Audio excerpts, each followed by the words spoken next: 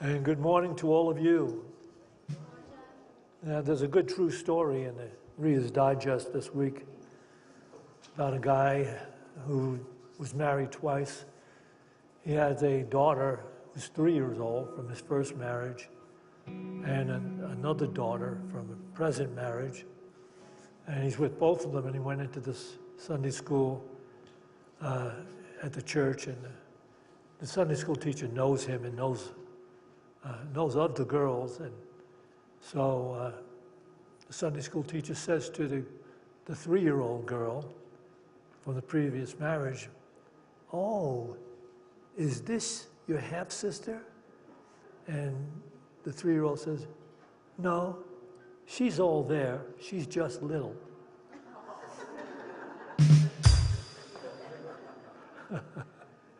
So are you all here? Yes. Okay, be here fully and completely, totally, because you are going to be part of an experience from this talk Syntysche is going to share with you. Look forward to it.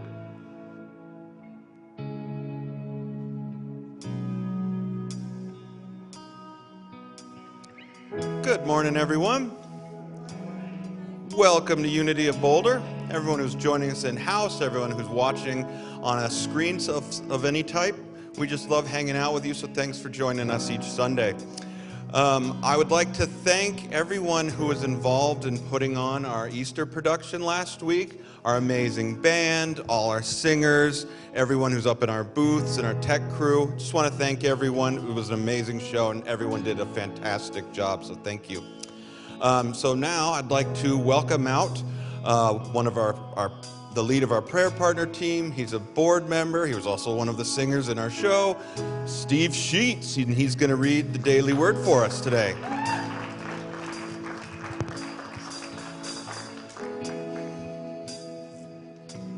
Good morning, everyone.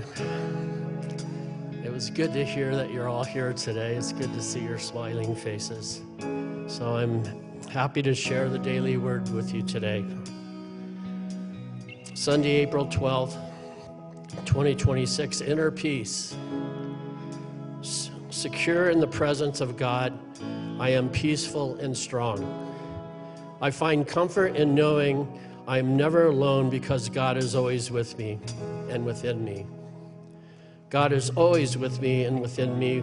Whatever I am called to face, I have inner resources to handle it peacefully. Peace dwells in the silence of my soul. When I feel troubled, I turn within. I breathe deeply and picture a peaceful setting, a trickling stream, the wind gently rustling the leaves, or the soft flicker of a candle. I let tranquility sink deep into my heart. As I have the quietness of prayer, I take peace with me. I am ready to face that day. As a peaceful person, I know that peace is my very nature. Harmony is my purpose and my goal. I seek serene people, places, and experiences. My soul feeds at home everywhere as peace of my heart throws outward. I'm reading a little bit of in the darkness here. My soul feeds at home everywhere as the peace of my heart flows outward and blesses everyone it touches. 2 Peter 1:2, may grace and peace be yours in abundance in the knowledge of God and Jesus our Lord. So now we'll do the affirmation of Unity of Boulder. If you could repeat after me, or not after, but with me, please. Unity of Boulder is a radiating center of the Christ light within us, mighty to attract its good and to radiate good in others. Thank you very much.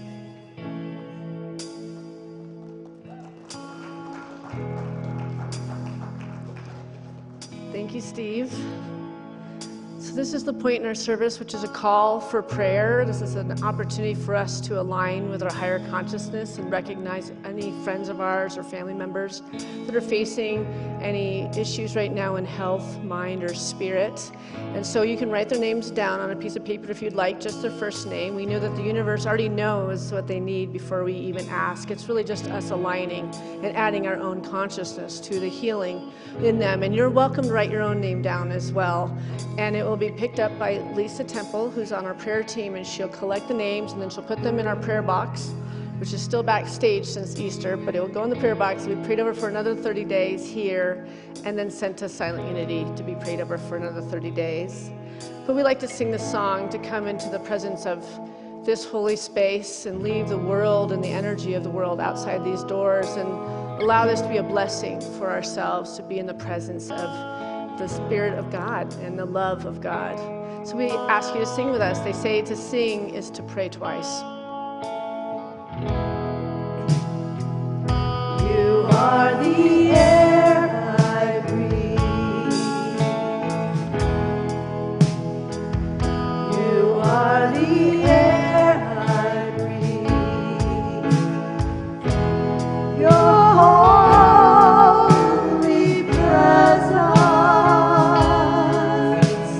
living in me. And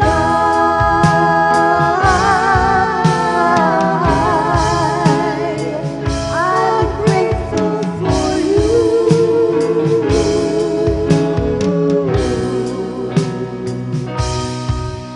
And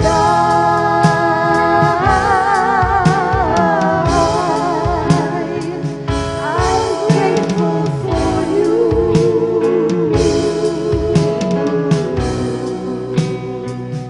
So grateful for you.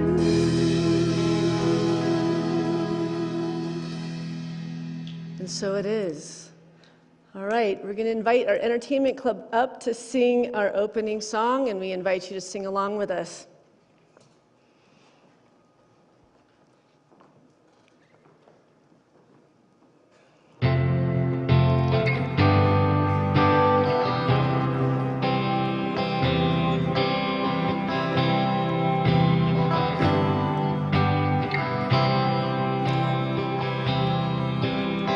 We are walking each other home.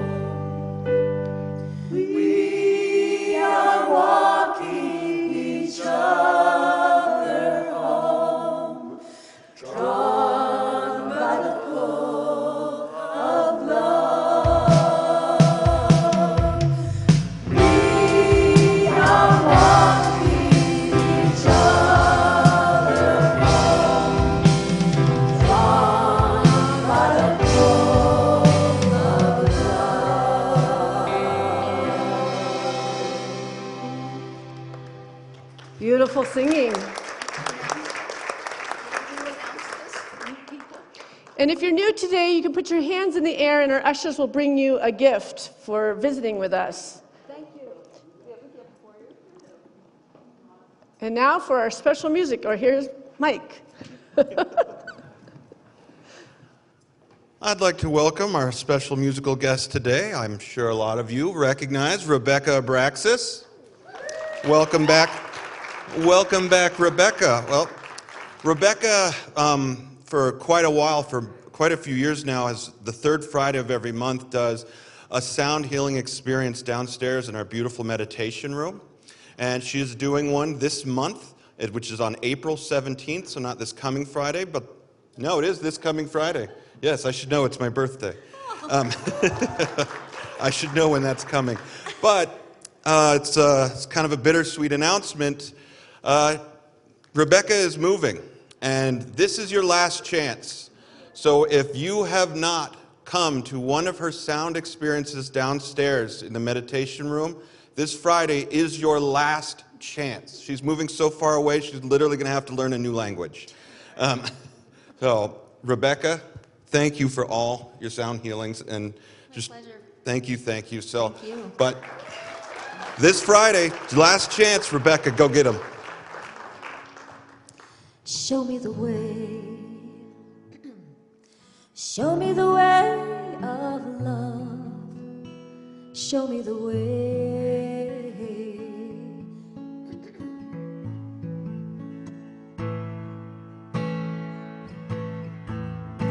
When I wake up, tired and weary, feeling triggered and teary, bless my soul, bless my heart, bless the roads that I walk. Show me the way. Ooh, show me the way. Won't you show me the way of love? Show me the way. Where there's peace in my heart, and I know we're not separate or apart. Show me the way.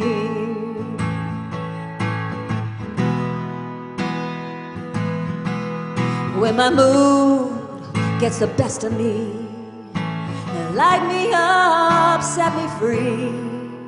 When I'm walking with fear, let me know relief is near. Show me the way.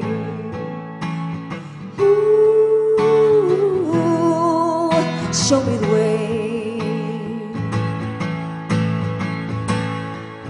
Oh, show me the way of love. Show me the way. Where there's peace in my heart, and I know we're not separate or apart. Show me the way.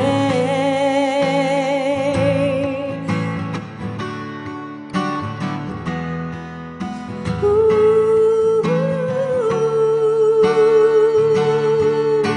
'cause I don't wanna walk another day without peace and love in my heart. Oh, show me the way. Show me the way of love. Show me the way.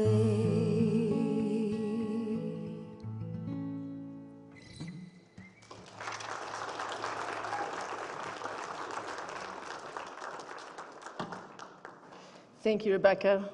It's a beautiful way to start. So today, the talk title that was sent out in the email, if you came for that talk title, that sermon would not land. I kept trying to make it work for me, and it was just not going to fit. So we have a new talk title. Today is Divine Order is Always at Work.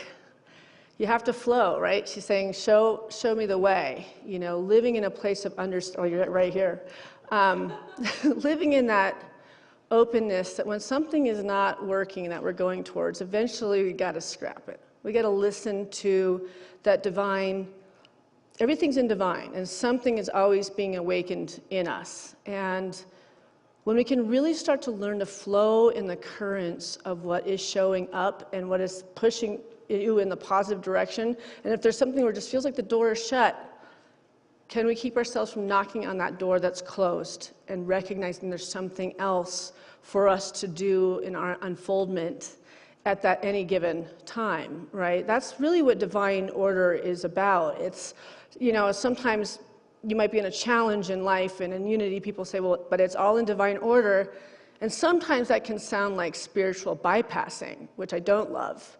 Because we don't want to throw that when people are at people, when they are dealing with a challenge, that they're working on finding the power to up and overcome, right? So this divine order is for us to be working with and as, but to remember when people are in their challenges, we're actually here to meet them in that challenge and show love and compassion and empathy and remind them how much you're there for them and that you love them as they're coming up against whatever it is they're facing in life. So divine order is not simply an ultimate toward which to work through some prayer technique that claims it's reality. It is a fundamental truth of the universe. Life is full of unexpected surprises, and success is never a straight line. You don't always need to know where you are going to get to exactly where you need to be. How many times have you thought something was going to happen and then it didn't, and it ended up being the greatest gift?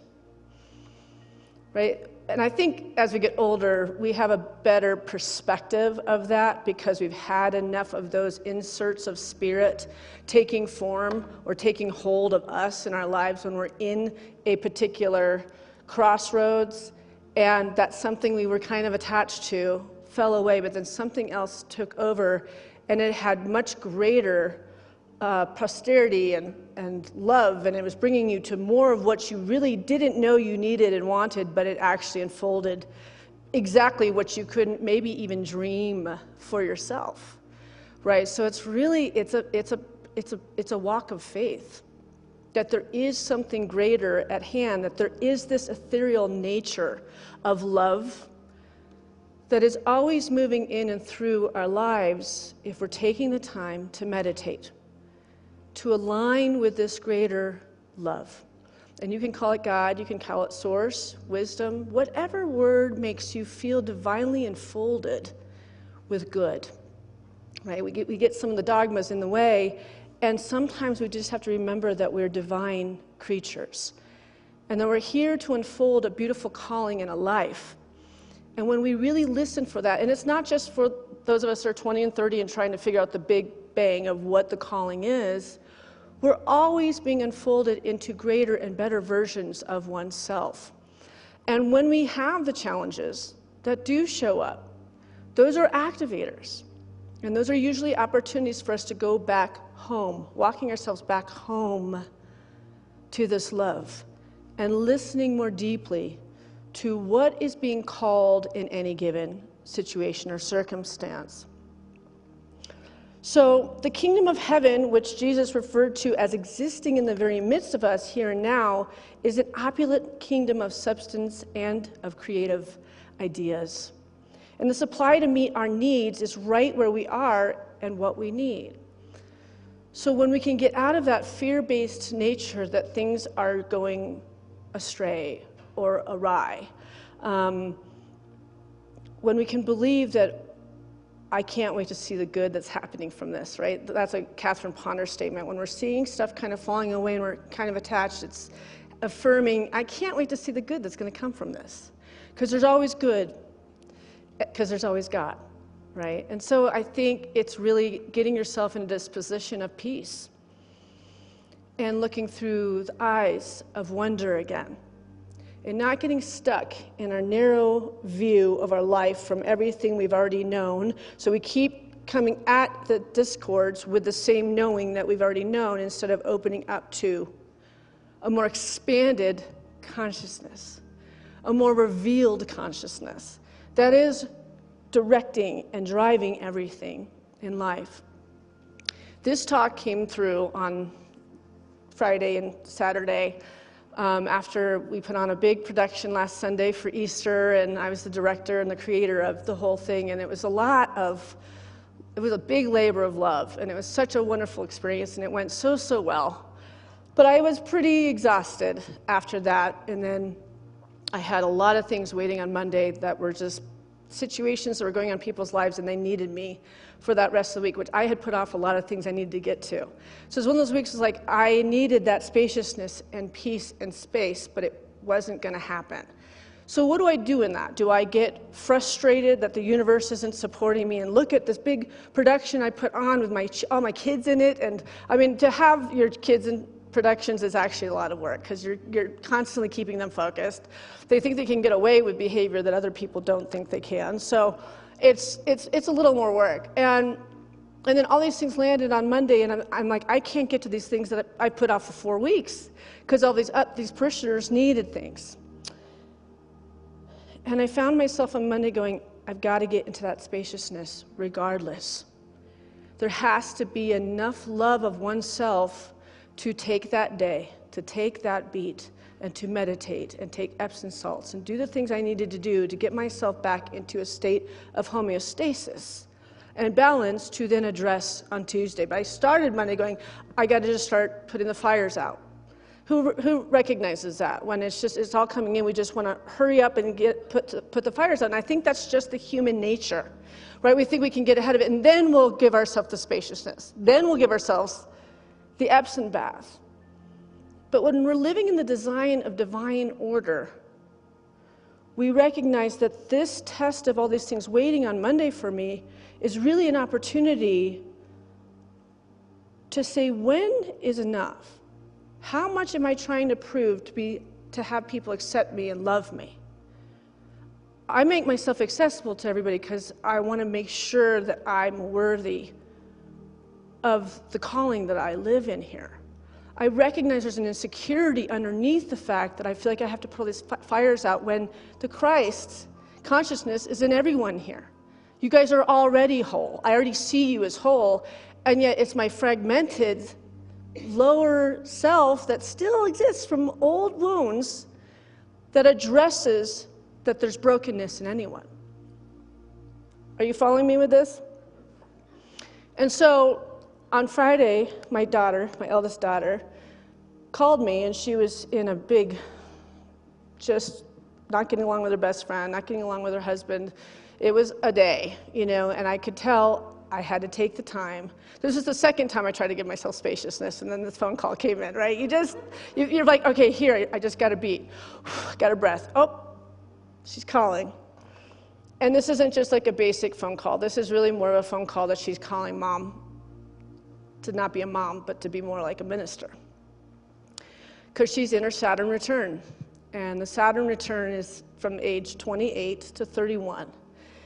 And it is a big time where every way that you've addressed your life, something's going to come up for you to really question if this is who you are supposed to be in this world. This is when your calling comes up. This is when a lot of friendships fall away. Things that are no longer serving your life. It's a pretty beautiful time of birth, and it's also a beautiful time of death, of things that are limited, that are no longer serving. And we go through these all throughout our life, and I'm about to go into my second one, actually, at my age. Which I'm not really excited for. My last one wasn't great, and now my daughter's in it. But I was sitting with her, and she says, I just feel so, what was her words? I feel taken for granted. Who's felt like they've felt taken for granted lately? That's not a great feeling. And she's feeling it from her boss. She's feeling it from her friends. She's feeling it from her significant other. And I started to talk to her about our fifth principle that says, through thoughts, words, and actions, we live the truth we know. And I said, so what are your thoughts around your life and where you are right now? You know, are you happy in the career that you're in? Are you speaking the words of what you need?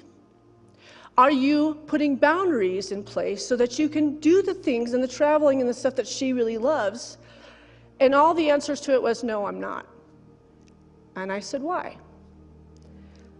And she said, because I always put other people's happiness above my own. Who can relate with that one? Yeah, right? So, and this is her time to figure that out, right? I wish I had gotten it during my last Saturn return, but I've gotten better at it. Boundaries, saying what I need, and also asking for help, right? Asking for help is the big one. Being able to allow that others can be a part of our lives, and we can be vulnerable enough to hand some of it off to others, right? And so we were talking about that, and by the end, she's in tears, and she says, why do you always know just the right thing to say? And I said, because I am you. And you are me. And I have been through all these things. And who do you think you learned all of these bad habits from? Right? I mean, and I learned them from my mom, and she learned them from her mom.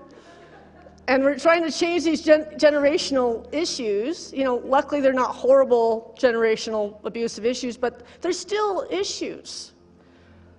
To put other people's happiness above ourselves is a beautiful thing to do, as long as you're giving from a full glass, that you're taking that time in nature and to remember that God is revealed to us in the quiet, meditating every day and not saying, well, I don't have time for it. No, you don't have time to not meditate in this world. This is a world that's trying to pull us into a tornado of stress and anxiety and fear. And we can see what that's doing to our world. When we have an opportunity to be a conduit of this second coming of Christ, which is us, a conduit of this love, of overcoming the things of the world that says this is what life's about, and it's not about. We are to learn about the peace that surpasses understanding so that we can walk through this life in love with our life, laughing, playing, enjoying our fur animals, enjoying our spouses, right? And if we're not, then we have to think through thoughts, words, and actions, we live the truth we know. So how are we acting out? What are we saying? What are we thinking about our lives? In the flow of life, Eric Butterworth says it this way: divine order is not simply an ultimate toward which to work through some prayer technique that claims its reality. It is a fundamental truth of the universe. There is always a cosmos within chaos. There's always a cosmos within chaos. There's always enough love to go around, even within the persons involved in inner disputes. In the flow of life, there's a potential for peace and understanding and cooperation in every relationship. And as Lao Tzu says, whoever flows as life flows has solved the human equation. Whoever flows as life flows has solved the human equation. And there's a difference between flowing and thinking you're keeping up with the world. Flowing is at the pace of the heartbeat of the Mother Earth. It walks gently. It's aware of every bug that it doesn't step on. There's a sense of oneness with all life and every person, every breeze, everything we pass, that there is an exchange between each and every one of us. So what are we sharing from this developed soul that you came in with? And we're not in unity because we're learning something. We're in unity because we're remembering who we truly are. And that we can merge with love. And when we merge with love and we're built in love, all the things that you're desiring will be attracted unto you. It's the discord, it's the fear, it's the judgment, it's the lack of forgiveness. Those things repel all of our good away from us. So how can we get into a state of peace, right? Rumi said, "Your task is not to seek for love, but merely to seek and find all the barriers within yourself that you have built against it." Your task is not to seek for love, but merely to seek and find all the barriers within yourself that you have built against it. And in my daughter's situation right now, the barrier is she doesn't feel worthy enough to say what she needs. She's drop dead gorgeous this lifetime. She's a soft-spoken person. She's not wild like her mommy. She's very centered and she doesn't make friends easily. She overthinks it with friends. And I think she really wants that closeness, like real sisterhood, because she sees that with me, that I have very close sisterhood as my support system, and all my sisterhood support her. She doesn't realize those are yours too. You don't have to make them. You already have these aunties that are surrounding you, supporting you, to love yourself enough to give yourself your life and give it abundantly to oneself, right? So as you stand at the crossroads of faith and purpose, it's no small wonder that paths less traveled hold the promise of profound growth and learning. The path less traveled has the promises of profound growth and learning. And this is kind of going back to that narrow going towards life with all the ways we already know how to attend and address life. It's about getting on the path less traveled. When you get an opportunity to go on a rock climb or something with some person you met at church and you're like, I've never tried that, but I sort of wanted to do it,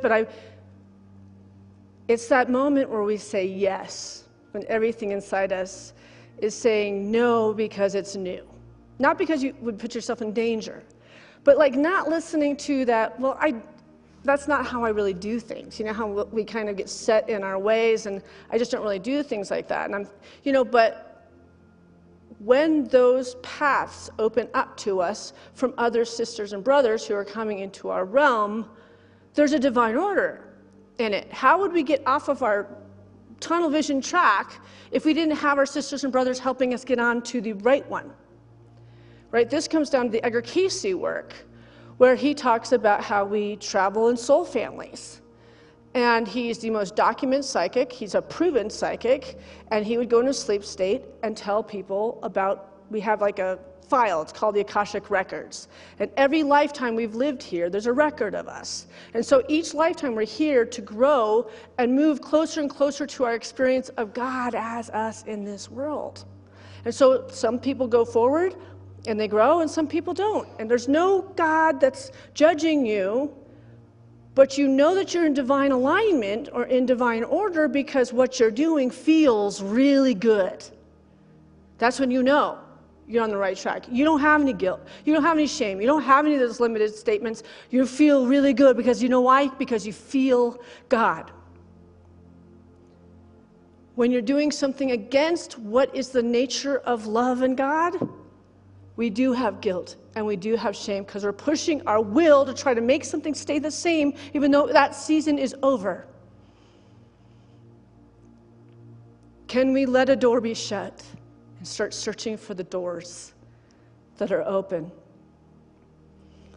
Today is a message that goes beyond coincidence or casual browsing. It's a call, a gentle tug at your heartstrings, inviting you to explore what lies beyond the familiar.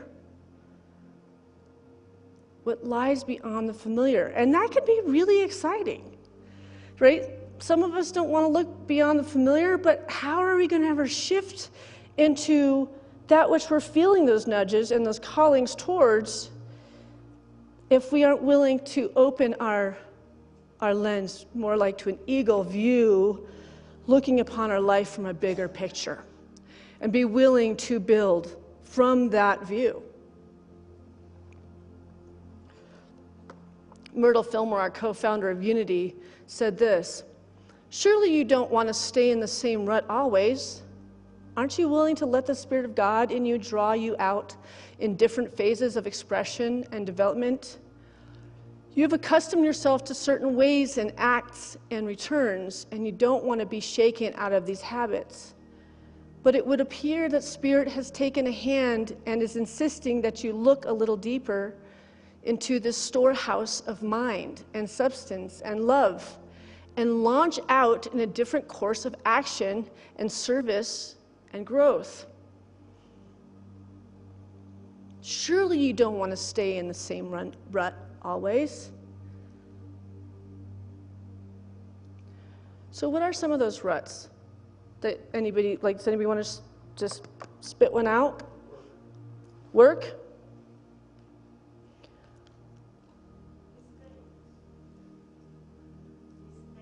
Mistakes. Old mistakes? Okay.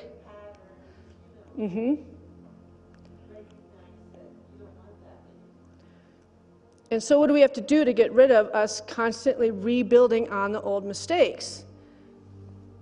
Thoughts held in mind. Are we going to keep ruminating around the mistakes instead of trying to ruminate about all the amazing things we've done? It's so easy to get stuck in the mistakes or the guilt or the shame. But have you ever just sat and thought about every compliment you've ever been given? All the good, all of the great things you've provided to your families or to this world? We tend to focus on the cuts, the limited things that happened, the limited things we did to others. When today is an opportunity every day to grab hold of our thoughts held in our minds. Are we going to keep giving a life form to the past? Or are we going to be willing to open up to something new? That's what the whole death and resurrection is about. We just went through Lent for 4 weeks. We were all doing the practices of Lent, getting rid of limited thoughts, limited food, drinking, you name it, whatever was what your fast was. And then the resurrection it's a rebirth. It's the breath. It's breathing in something new. We're out of the dark days of winter, and we've entered into spring. And spring is all birth. It's all new. So it's a great time of year to get out in nature and start to ponder, what are some of the things that you're going to birth into your life this spring, summer, and fall? So let's take a moment to consider how much of the suffering that you experience stems from your desire to control how things are going. I see a lot of smiles on that one. You didn't see that coming, did you? But it always really comes down to this big one right here, okay? Take a moment to consider how much of the suffering that you experience stems from your desire to control how things are going, right? From your demand that situations be different than they are, your boyfriend's inability to commit, your body, your boss being a certain way, your paycheck, the political climate, the inevitable delays in life. Look at all these things that can keep us in upset. I mean, we could just be all sorts of wrecked inside if we are going to harbor, trying to have control over what's happening in our political climate right now. Instead of, how can we start to embrace the peace that surpasses understanding instead? And being a light unto the world, as Jesus said, you are all lights of the world. So we're being called to bring that light unto oneself and out to other. Resistance robs us of the ability to embrace all that life is trying to offer if we would only open our eyes and look around. I'm going to give you an example of this. My younger daughter also is having a week as well, which both my daughters are December 10th and December 11th, but 11 years apart. So they're very similar signs. So it tends to be when one's riled up, they both kind of are riled up. I think astrologically I can kind of see how, where we're at. And this week, she's been really into her an AP psychology class that she's in right now, and she's thinking about going to college for psychology. And she's very stressed out lately because she's in all these AP classes. She's finishing up her dance team of all of her years. Like, everything's coming to the end. It's the end of a whole season of her life, and she's about to birth into that next unfoldment of life, right? And so I know she's got all this agitation, and she's pretty bitey with me, and I just know to flow with it, because I know what it's like when a whole part of your life, it's coming to an end in a beautiful way. But when you're her age, she's never had it come to an end and see the birth that comes to the other side. So there's a lot more anxiety, and there's a lot more stress around it.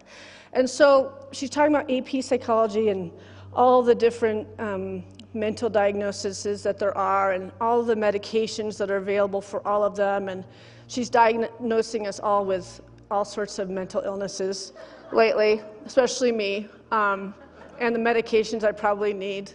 And I'm not against anybody taking medication for any mental illnesses. I'm not making a joke about that. But it's just been that she's been raised in unity, and we know that the seeds are planted in mind, create after their kind. And I can see that this class is taking hold in her, and she's believing that she needs something for this anxiety she's experiencing, when underneath that anxiety is the great teacher. This is where she gets to now rely on something greater. She's supposed to feel anxiety because underneath that anxiety is fear. And underneath that anxiety is sadness. And underneath that anxiety is loss. It's grief.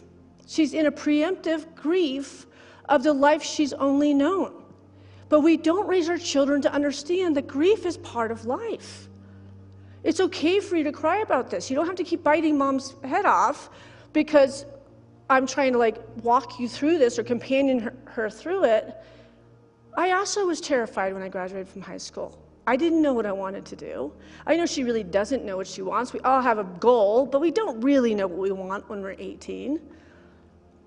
And I just kept reassuring her, you know that I love you, and I am here. I am never going to let anything happen to you. It's okay also to change your mind. Always hold your right to change your mind, Katya. That's really important for us to know, because we think we know what we want, and new opportunities happen when we let go of our tunnel vision on what it has to be and allow for something new to be born, right? Here she is, a dancer, and she's going to go into psychology. It's like, but dancing is your thing. That is her heart. That is her love. That girl flies, right? So let's take some time with that instead of rushing into the thing that all of her friends are doing. Who did that? Went to school where all your friends are going to be going versus what you really wanted to do. So I mention all this because this is my household right now. And with everything going on with Easter, and I'm also graduating from seminary on June 1st, and the baton's being handed to me, and I'll be the lead minister starting June 1st. With my last child graduating, so I'm facing empty nesting. So the amount of dynamics of change that I'm facing with everybody else freaking out in this household, I also feel a little unseen by my kids, right? Like because we're the parents. We just have to always have it together, even when we've got a substantial pile of overcoming. As parents, we have to be able to get in there and not bring our stuff. And I just call out to all mothers and fathers. It's a hard job. It's an amazing job. It's a stretching job. But I'm really proud of how I'm doing it. I'm really proud of myself that I am letting the Spirit of God lead all of this, because everything is unfolding, and it's all unfolding in God's timing. And I'm not resisting anymore. I know it all will come out exactly the way it's supposed to. It might not be exactly the way I want it to. But they always say you want to emulate what you want your children to learn versus telling them what to do. And I'm finally, by the third kid, my oldest daughter's 30, I feel like I finally became a great mother. You know, it took 30 years. Okay, I made all the mistakes in the world with my first one. And now, I don't think Kati would say so, but I'm saying, you know, when we have a love for self, we see our achievements. We see when we've overcome the fear that used to take hold and have a voice. And now we can hear those whispers, and they don't get attention anymore. That's the practice of meditation. That is the taking the time in nature, looking at the signs for the signs and symbols of spirit, and letting this love take hold in our hearts and companion us as we move through the many changes of life that everyone I know is facing right now. I haven't had a person that I say, how are you doing? And they don't have a list of a lot of things coming up. There's a great awakening happening for everyone. And if your life is peaceful and still right now, I say, God bless you. Good for you. And for the rest of us, we've got a beautiful prayer in unity, and it goes like this. The light of God surrounds me. The love of God enfolds me. The power of God protects me. And the presence of God watches over me. And wherever I am, God is. So it is. Amen.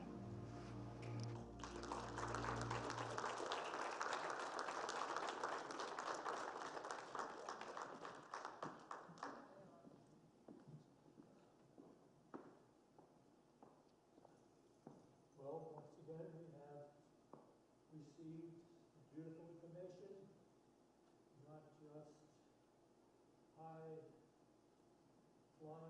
theology, but stuff that we can put to work in our lives right now. And so we are blessed to be able to do this, and receive this, and now put this to work in our lives. And we have a chance to give back and support this work here, and share these ideas that help people everywhere. So let's bring into our hands those gifts we'd like to make the unity of Boulder. Those of you watching online, you can go to our website, unityofboulder.com, and scan the QR code there and give a gift to Unity of Boulder as well. But with our gifts in hand and in heart, let's bless them with this offering prayer. Divine love, through me, blesses and multiplies all that I have, all that I give, and all that I receive, because I give. So it is. And we have Rebecca Praxis to share our music with you. What's moving to? Spain. Spain? Wow. Well, Korea. yeah. They will love you there. I hope so. No. Just as you loved you here. Thank you, Jack.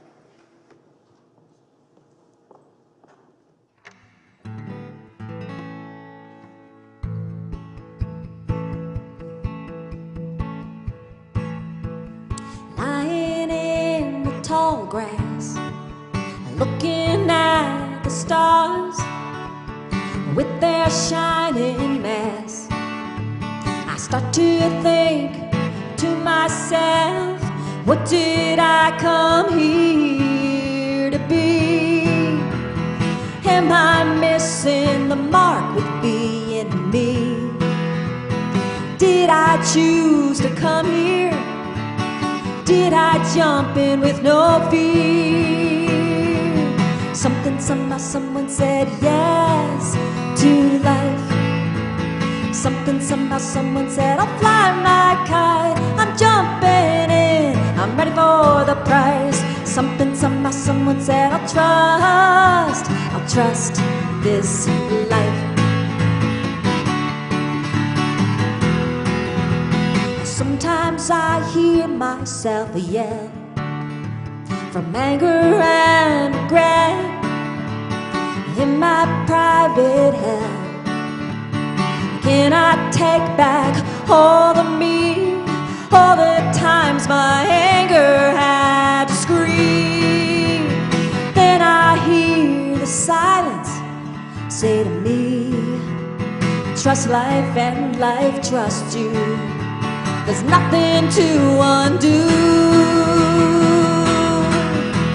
Something, somehow, someone said yes to life.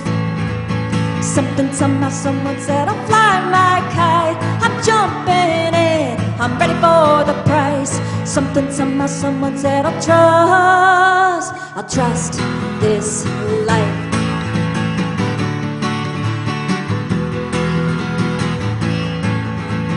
Yes to the love, yes to the contrast, yes to the reason I stay.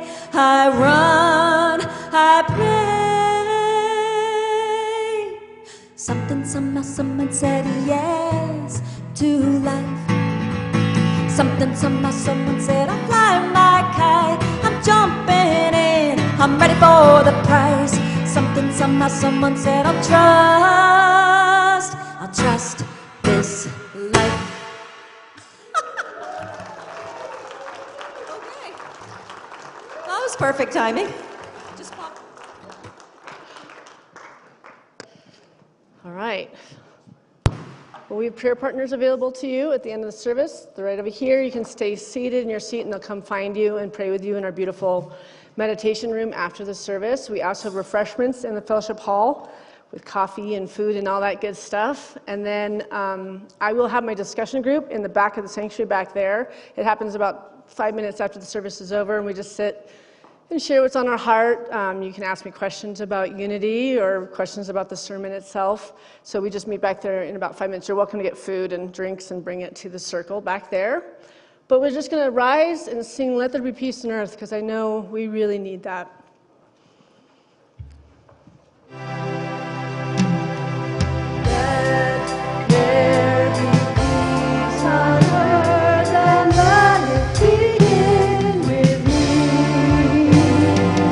Let there be peace on earth, the peace that was meant to be.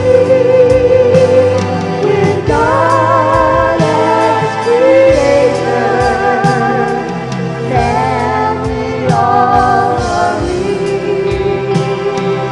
Let me walk with my family in perfect harmony. Let peace begin with me. Let this be the moment now. With every step I take, let this be my joyous vow. To take each moment and let each moment with peace eternally. Let there be peace on earth and let it begin with me.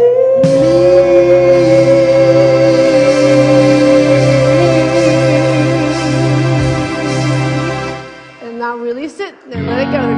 I release and I let go.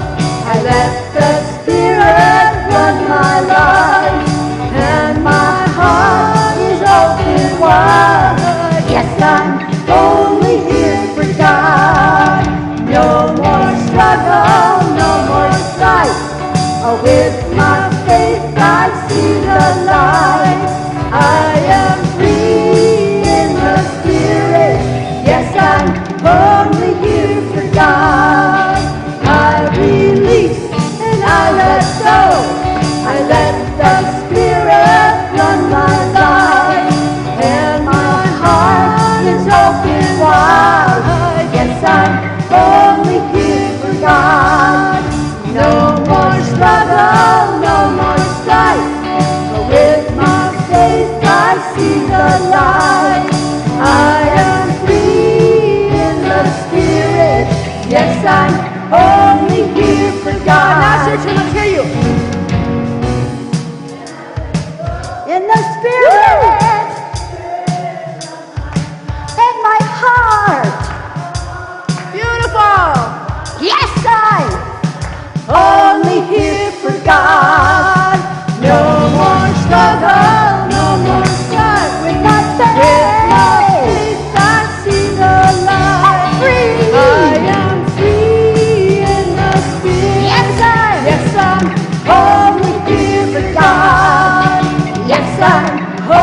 with you.